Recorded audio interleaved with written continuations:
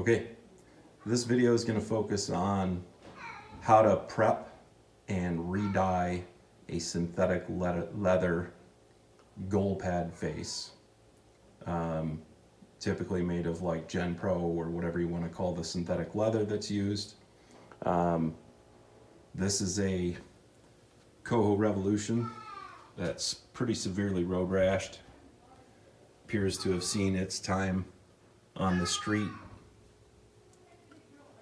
and I am going to dye that and make it look like this one that I've already completed.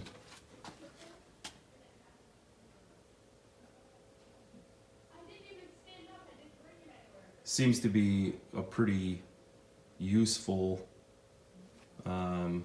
procedure. I mean, everybody's got pads that they want to make them look a little nicer. I started this project as a practice because I plan on doing the same process to these Reactor 5s. So, that being said, I'll get set up. Okay, when starting this process, it is important that all of these rough areas are as smooth as you can get them to be. Otherwise, you just get this really rough look dyed in. It just doesn't look good at all. I've already prepped most of this one here. Another thing to be aware of, any threads that are sticking out, like these guys, try to nip those off ahead of time so you don't have to worry about them either getting in the way or causing you to make a mistake, and you don't need to dye them either. Somewhere on here I saw there's a couple of really small nicks. I usually will glue those down. They're small. Glue that kind of stuff down ahead of time. And then once you have it all sanded, you want to give it a good wash down. Just water and a rag. I don't use any real chemicals on them before this because I don't want any residue left behind. The hardest parts to prep are down here. I'm not going to do anything with this binding because I'm going to replace it. And then up here on this binding, which I'm going to keep.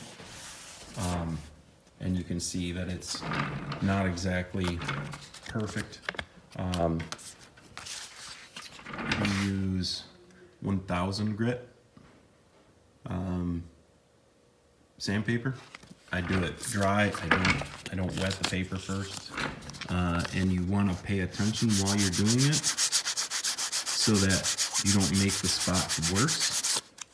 If you start seeing it get a little worse and maybe an edge starts forming or you're causing little rolls, you want to change the angle of your approach to the sanding, and that will make it better. I don't use a lot of pressure, just really let the paper do it itself. You'll see little pieces of this stuff flying all over the place. You don't want to get through the surface. You just want to take the rough off of it. You don't want to sand down through and cause a hole, so you have to be careful of that. So I'm going to do a little more prep work on this one and then wash it down and come back to doing more video in a few minutes. Okay, this is where the process starts. It's really simple. This is the acrylic paint. I'm going to stick with this one here because it's the same color I used on the other set pad, but you can see there are tons of different kinds and shades and pretty much anything you need. I started with this one. Turned out it was really light once I thinned it down to use as a dye, so I changed it up. I've gone and found a couple even darker versions for the pads I want to do next. So it is literally this simple. I start with maybe about a 50-cent piece blob don't know if I'll be able to show this. And some water. I don't go with a whole lot of water. You just want to like fill the, this is like maybe a 5-inch square little shallow plastic throwaway dish thing.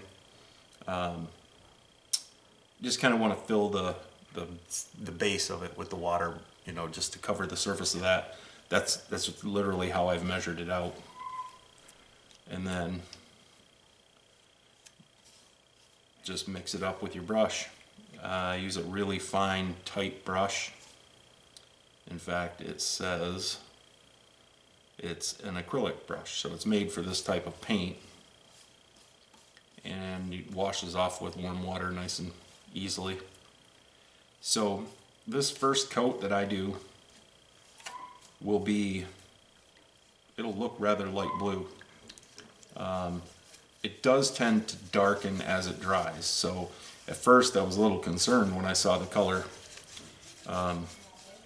but as it dries out and absorbs into the material, it does darken some. When I go over it for the next coat or 2 coats more, I'll probably make it a little bit thicker. I won't water it down as much. Acrylic paint is used commonly on vinyls and leathers. In fact, this one here is literally leather and vinyl acrylic paint. And I'll bet you it's not any different than this version right here.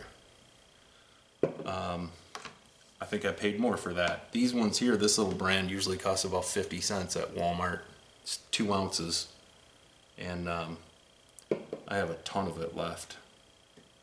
I may even, I believe I used a little bit of this one. It's called Real Navy. I might even mix a little together to try to get a better color match. I do believe I did that on the other pad.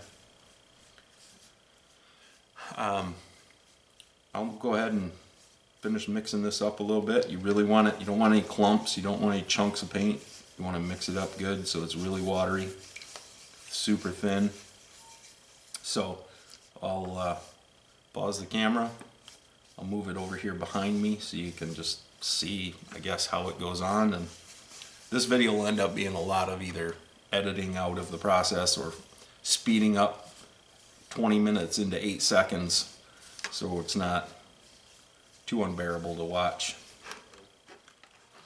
Here's my dye mixed up. You can see it's really watery and it looks really light blue. I'm going to start down here on the boot and you'll see how it doesn't look like this is going to work. I use pressure. I don't just lightly put it on. I want it to soak in, so I push a little bit with my brush.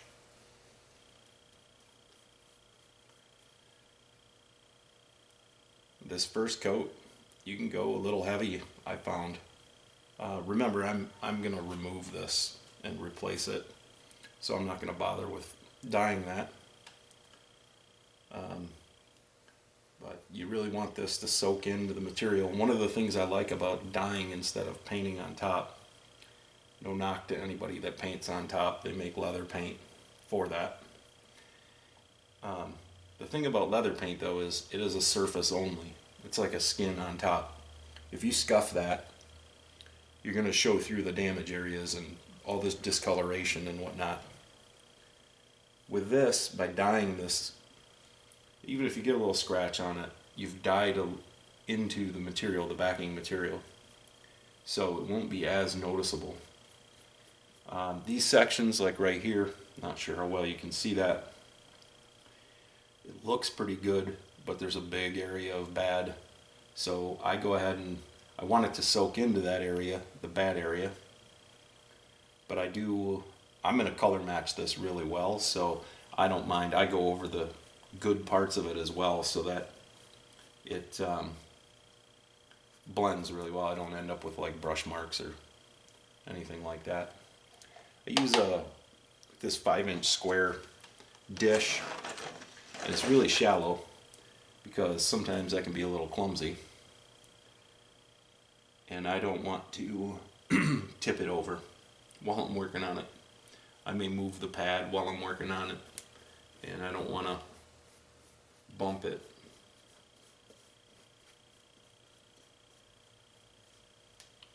But again, this is just the tedious, time-consuming part of it.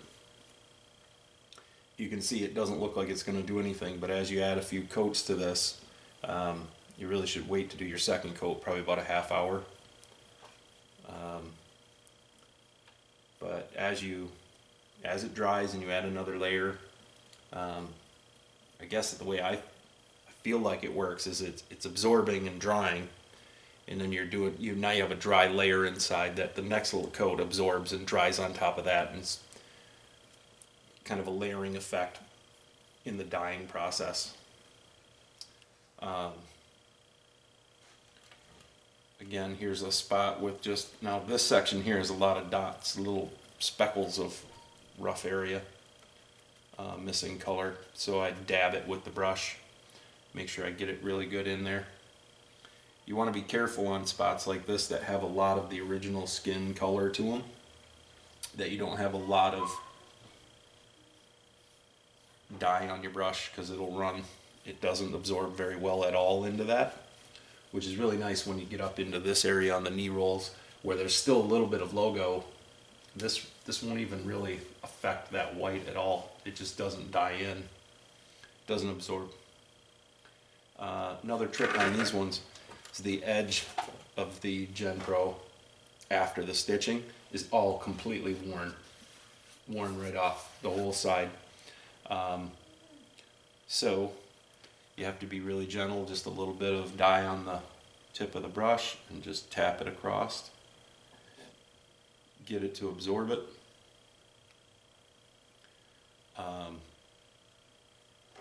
Some of these areas on this, like if I was doing up here, there's white stitching or light colored stitching. I didn't find any reasonable way to avoid dyeing that, so it'll end up not being that color anymore. It'll be blue. Same thing in any of the red areas that might have stitching.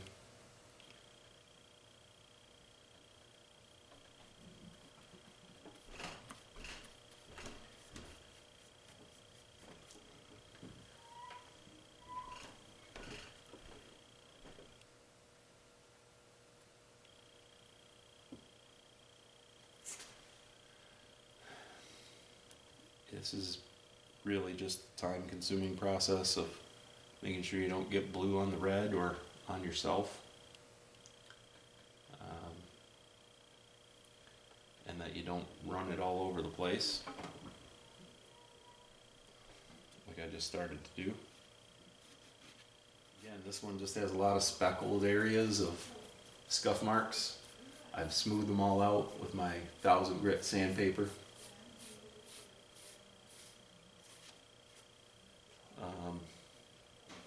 So it's just a matter of getting the dye in there with the brush. When you're cleaning the pad too, it's kind of important to make sure that you get in between the rolls really well, as best as you can. And because that way you're not gonna, this brush has a tendency when you're on an edge to bring out any dirt that's in there, and you'll avoid that problem of spreading dirt around. Just go over this again real quick with some, let it soak right in. I sort of feel like Bob Ross. Some happy little dabs here.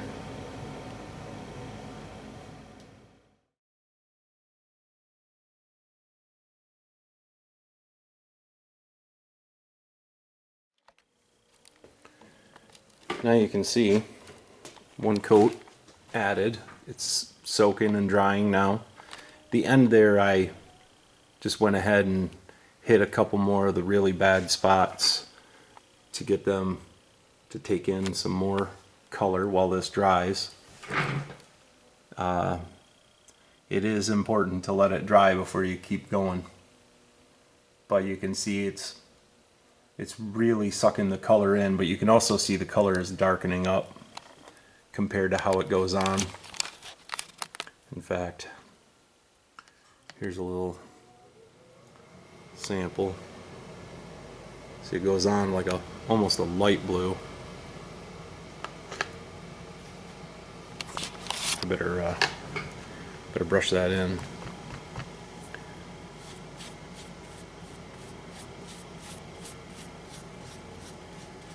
And it darkens up as it dries. It's just this first few coats are just going to get absorbed right into the material, and it doesn't start showing up for a while. So it's time for this to wait and sit. I'm gonna go get ready for my game tonight, and then either this evening or tomorrow night I'll get back to work on this again. In the meantime, I'll go wash out my brush, put a lid on that, and keep working from that as my same source base color. I'll add a little more paint and a little more water. Tomorrow you can see how much I used already, but I'll keep mixing it. Okay, I'm back. The first coat of first application of the dye is dry. It's actually the next day. So you can see there's not a whole lot noticeable about that first coat, but as we start adding second and third, it'll really start to take color. So it's just a repeat of the same processes from yesterday. I use about the same thinning mixture of water in my little 5x5 pan. I'm going to put about a 50-cent piece size dollop of acrylic paint, and then fill just the surface until the surface is coated of the container with water. Mix that down. It'll be pretty thin, and same process. But today we'll notice. I mean, I guess you can I don't know if it'll show up on the camera, but you can tell this is now like baby blue. It's not white. It's not gray, but it's got a bit of a baby blue hue to it. And so today we'll notice that it won't absorb it won't soak it in as well as it did yesterday. So that's exactly what we want. We're building it up, and eventually that'll hold the color really well. So probably be a lot more fast forward time in this one.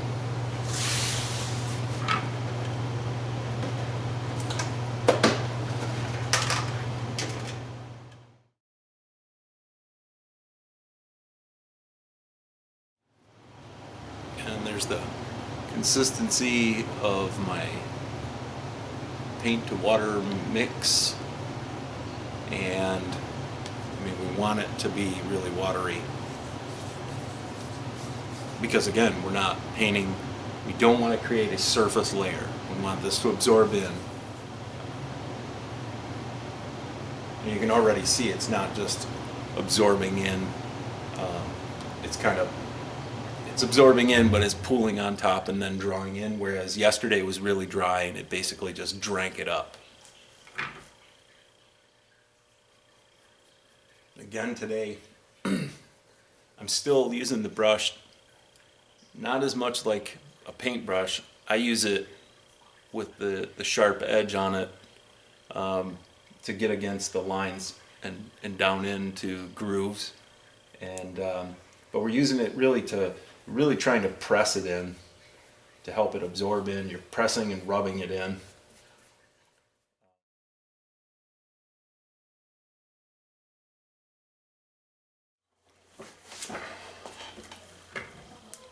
Well, unfortunately, my battery went out during that. I wanted to recap one thing about that application. Even though I did every spot that needed to be done, and then prior to letting it sit now for an hour to dry, I did go back over a second time on a few of the really bad spots. the spots that are really worn down, because they obviously need more dye to bring the color up to the level of everything else. So it doesn't hurt to go ahead and put another application on that. So now I let this dry again for probably about an hour. Go eat some dinner. Okay, it's been about 45 minutes or so since the last coat. So you can see now that it's really starting to take the color. And as we progress, it'll just get better with each step.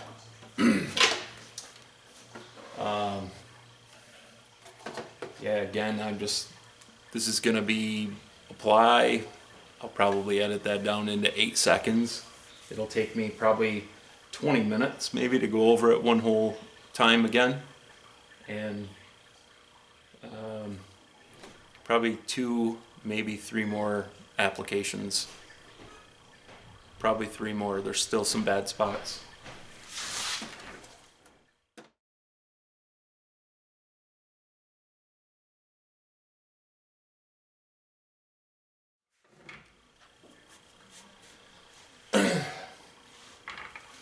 So another application completed, and I'm just going to go through well, a couple things. First, there's a few spots that I had been applying to that don't seem to need it anymore, so I don't have to keep doing it. There was a spot in here.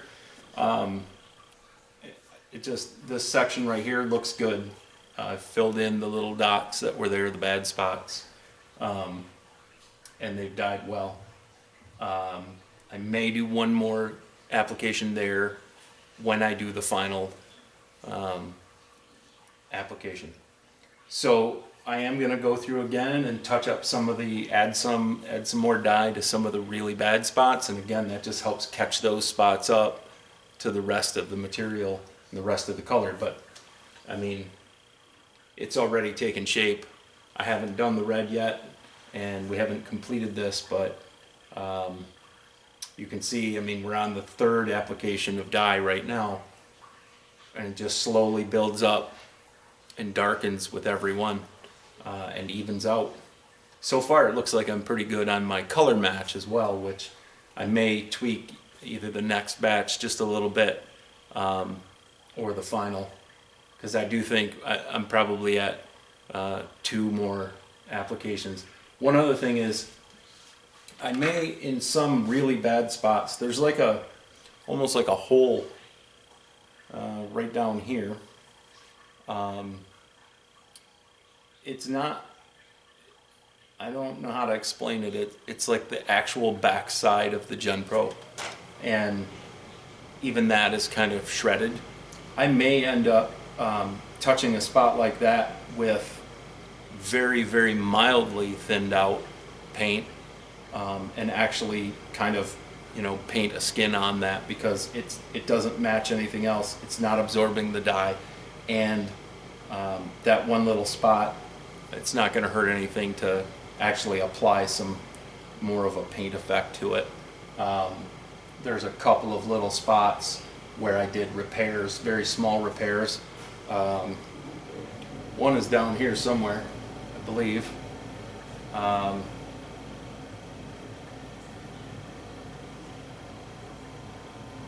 Maybe not. I'll probably touch that one as well. And I think beyond the fact that it's the little nick is glued down, the actual little bit of a paint coat dab on there might act as a bit more of a sealant and or, you know, glue around the edge. So I'm going to touch up a few more of the bad spots, then we'll let this dry, and then I'm going to come back and do the process again. It's just repetition.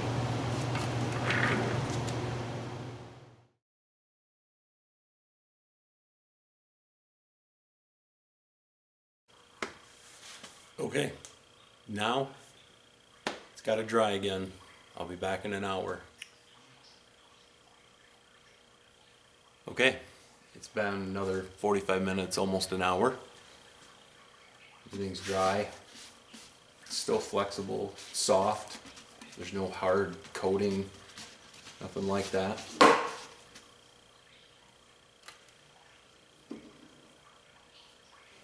I think I'm going to be able to get away with my last coat at this point, my last application. This time,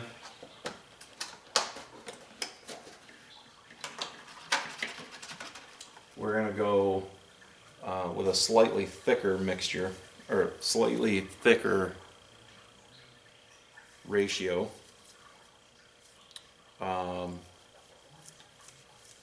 And hopefully it'll even out. This is how I did the other pad, and it'll even out a lot of the almost like cloud-like effect on there. You can sort of see it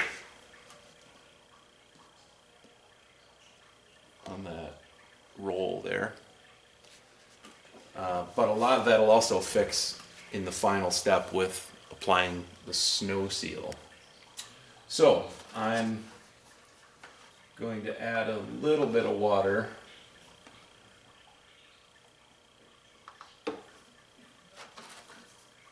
and some more color.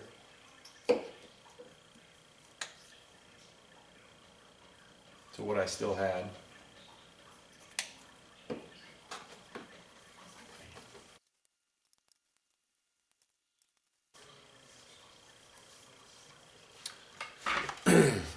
And should see that it's still really runny. Just got to keep it mixed really well so that I'm not grabbing from an offside, you know, a shallow spot or something. This will really even up the color right where it needs to be.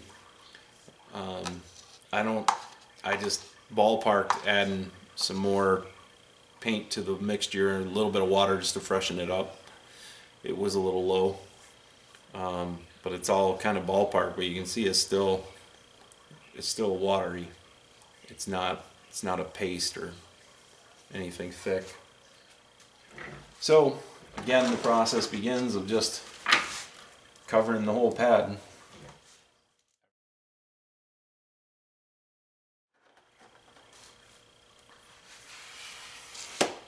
Okay. I think I'm going to be satisfied with that. Something that you'll notice, there's a couple things I noticed throughout this process at this point. First, when this is dry, just like in the last application and the one before that, once it dries, in some areas it almost has like a I don't know if I would call it, it's kind of a chalky effect. It almost looks dusty. Don't worry about that. I found it's not a problem, and it just has something to do with either actual dust and dirt or the way that the acrylic is drying or absorbing in, or maybe that's areas where it has a hard time absorbing because there's already a gloss skin on there that we're going over. And the other is, again, there's this almost the clouding effect look in some areas where it was really bad. And again, that's because you've got this large area, especially on this outer roll or inner roll. There's a large area that was worn off and consistent, and it met up to areas that weren't worn as bad. So we're staining the raw area, I'll call it, where it matches up to what's left of the original outer layer. And you see this line, I mean, it shows you there's a little bit of a difference. However, in the final step, when we apply the snow seal, that on the last set, it really blended the two in because it brings out the same kind of gloss throughout the entire section. The material ends up with a gloss from that. I will move on to the red. I've got the binding at the top, the two rolls. This all looks pretty good. I probably won't do anything with this. There's a couple scratches here. I probably won't do anything with those. I may do something here, but I think it's just too much trying to cover because it's not all the way through. So it would be really hard to make that piece look even if I stained that. And it would take a long time for one little, it's just a surface scuff. It's not really a scratch through. This one's a bit of a scratch or a cut. I'll probably do this down here a little bit. And then once all the red is dry and completed, we'll do the snow seal application, which I think is really brings out all of the luster. So again, for the red, I could have started this while I was doing the blue. Would have saved a little time because that'd be done now too. It is a lot smaller amount of area, so it won't take as long to do each application, which means it won't take that long to do the whole process. That being said, have my mixture made up same way as before, about a 50-cent piece blob, and surface area of water in here mixed up.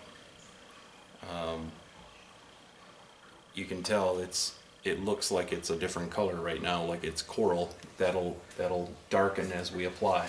So it's same process.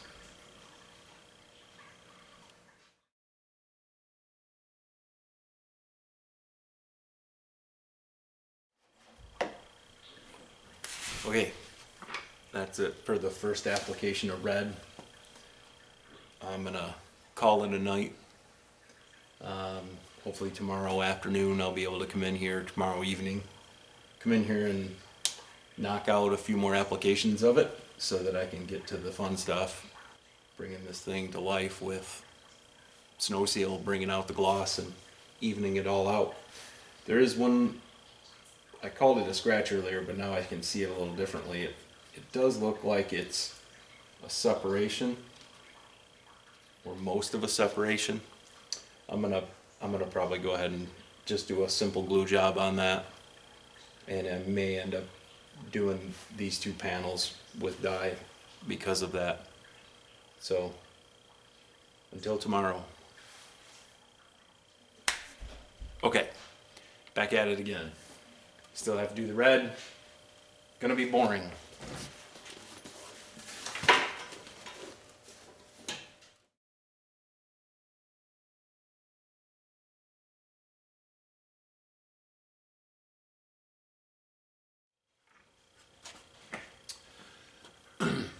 One other thing since the last time, I did go through and do a couple of minor repairs.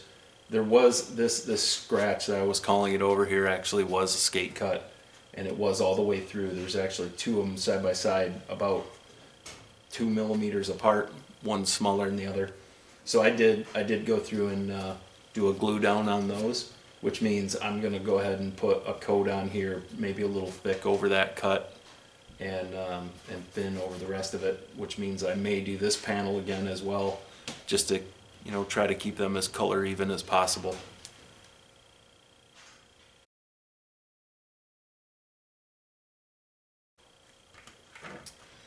On that section there, all I did was just, after I coated it, I just kind of absorbed so there wouldn't be any pooling, because there's no damage on that section, so there's nothing for it to really soak into all that well. Again, just because the two panels are directly side by side, I just wanted to make sure that I, you know, keep the color match, the hue just as close as I can. Any little bit will help. That way, if you're off by just a little bit and you have two panels side by side, they won't look funny. You know, the way the human eye sees that stuff, like this could be slightly different than this and it won't be as noticeable, but two side by side would be.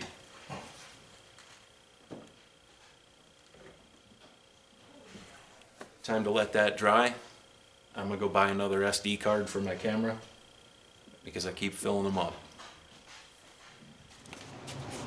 Okay, back for another application. You can see the red's really filling in well. Still have some rough spots across the face of this. That'll be fine. The key thing here is you got to be careful not to compare a dull spot to a glossy spot, because that's not what our goal is here. we're just trying to get the color as close to match as possible, and the gloss can throw off that visual. So I'm gonna do another application.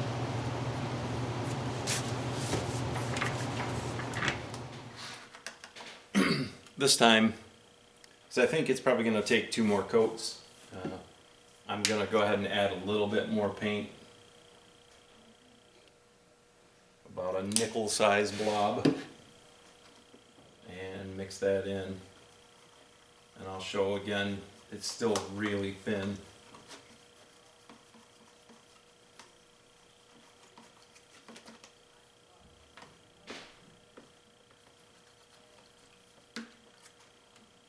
You can see that.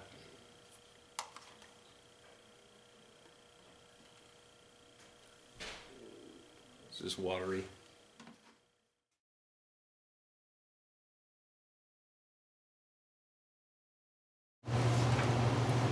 Okay, now we wait again. All right. Best I can tell, I'm just going to need 1 more application. There's still some dark areas that stand out a little more to me than the difference between the rough area and the glossy skin that was left behind still.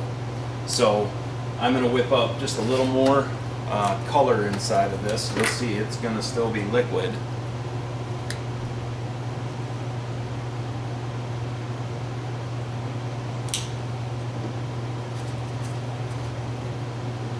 Honestly, at this point, this last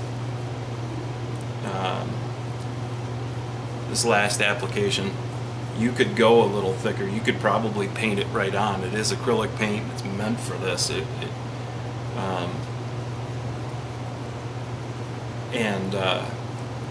I always worry about the paint being like a hard, crusty surface, basically, on the material. That's why I try to dye it. That's why I did it with my Cooper reactors. I use leather dye with those. But that being said, we've dyed the material. So even if you put a little bit thicker coat on here at this point, if it did scratch, there's no off color behind it now. Now there's a matching color behind it, and it wouldn't be as noticeable. But I'm trying to avoid that anyways with this process. I guess technically at this point, nothing's really absorbing deeply into the material anyway, the backing material. So I'm basically just using thin paint, I guess, with this layer anyways, but it's still water. Can't really show that without spilling it. It is still liquidy, very liquidy, compared to what comes out of the bottle. So I'll go ahead and do this final application, and then we'll shine them up.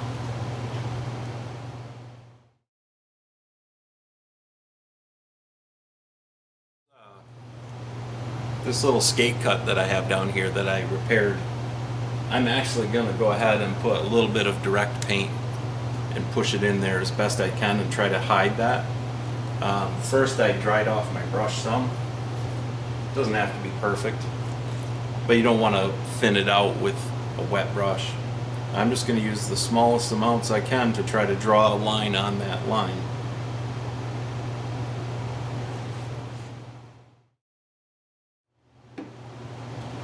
I'll let that set for a little while so that hopefully some of that acrylic actually gets in there and soaks into that little crack. It's glued and sealed, but there's still a little bit of space. Just a line you can see, like a hair.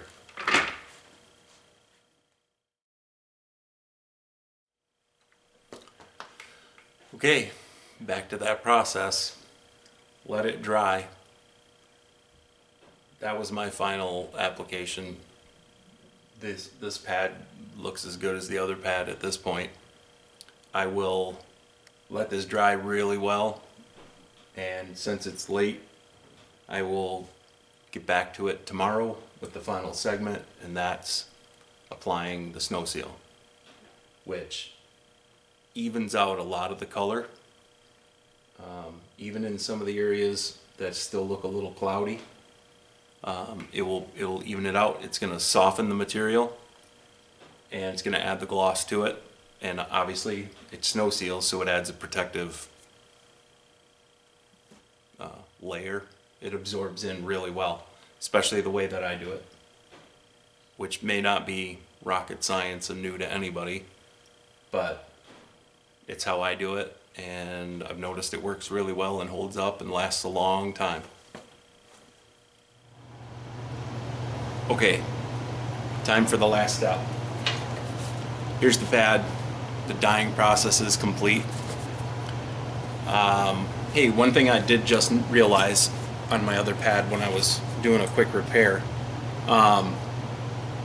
I've talked about how it's not hard, it's not crusty. It's a little dry feeling, but we deal with that here. And in some areas it even looks a little chalky, but we'll deal with that as well. I did realize that in between the rolls, because of the dyeing process, some of it dripped down in between there. There is a slight amount of crackling noise until you've broke that free. There was a little bit right there. I don't know if you have to do that. I did, just because I noticed it on the other pad. So for this step, we incorporate snow seal, and I think one of the best tricks to it is works twofold in this process. I use a heat gun. You could use a hair dryer. We're going to warm the entire pad first. Warm it, not overheat it, not cook it, not melt it. And then as we're applying the snow seal, we're going to do it in sections, and we're going to warm the section that we're working on. Warming it is going to cause the snow seal to just suck right in. It's going to absorb the heck out of it.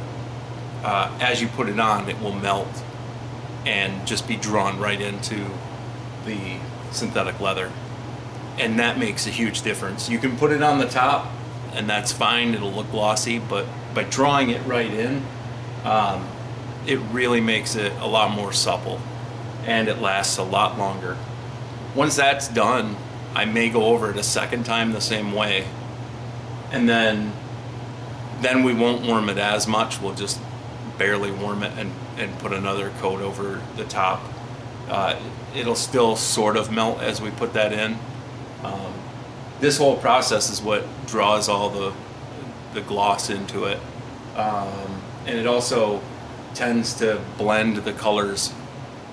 If you have different, like I said before, there's like a clouding effect sometimes because of the different surfaces that are stained.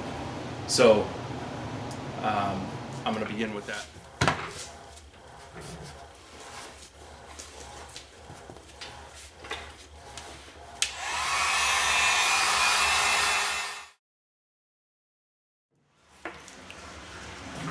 I'm going to start up here at the top, just work my way down.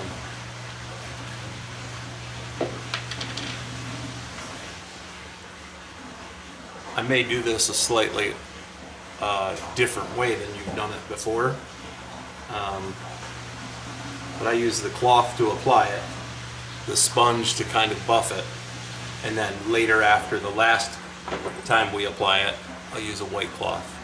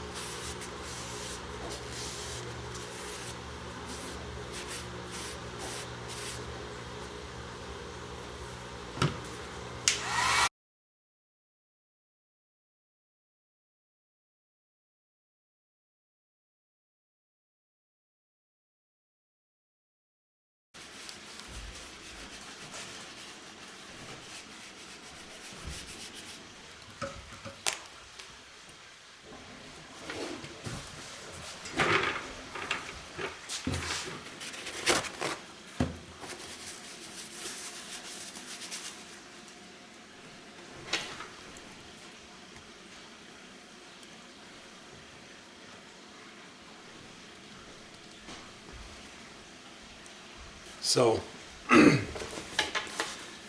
that's gonna soak in and dry. It's already not tacky here, not wet. I mean, that one still is a little bit.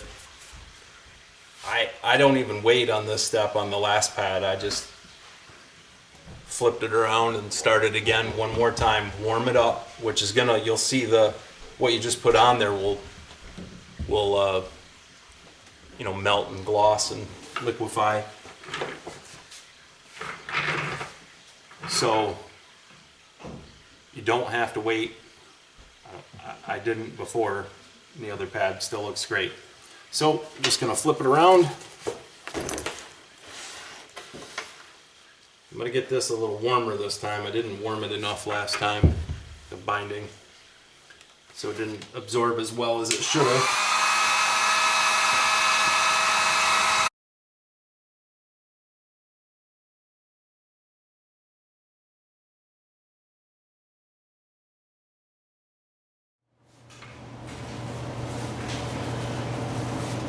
That's basically the whole project right there. The last thing I do is I have this like super soft buffing towel, and I'm just gonna go over it. I'll start at the top where I started before and just kind of wipe it down.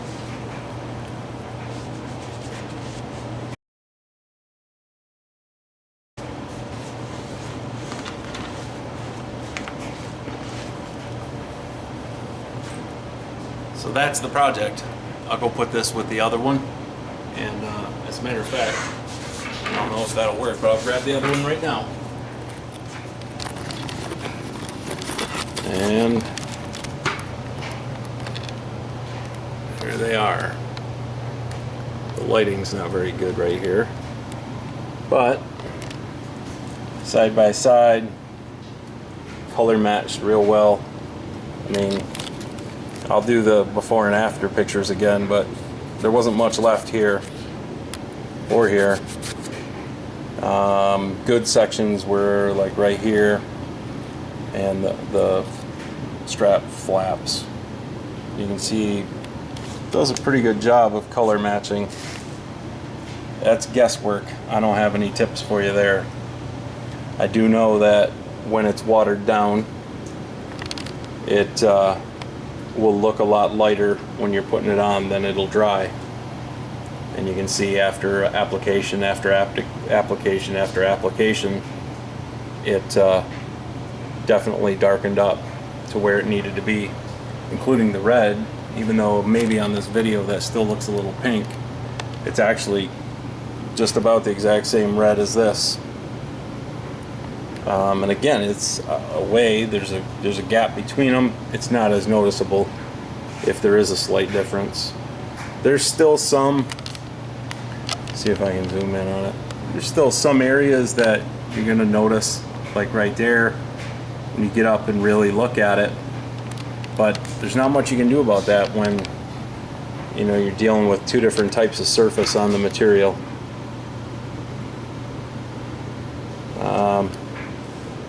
I will go do some pictures and then start editing this thing together. Just a couple words about this project. I'm not an expert at this stuff. This was a test set I did. I did one pad to start with. My plans were to not ruin the set of pads that I really want to do this to, so I figured I should practice first. This was a lot of trial and error and guesswork and just common sense of how this stuff works, how dye works, and so on. These pads are far from done. I originally never planned on rescuing these pads. Now it looks like I could throw some binding on the bottom of the boot there and put some new straps on them.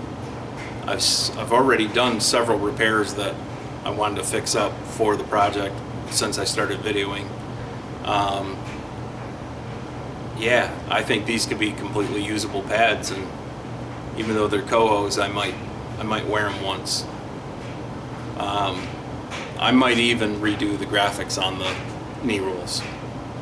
So, that being said, I'm not good at this stuff as far as talking to the camera and doing this tutorial. This is going to probably be a really long video condensed into about 20 minutes with a lot of fast forward and fading in and fading out, or you'll end up watching me for 5 hours painting. I hope this helps anybody that is looking to do this kind of project. Thanks.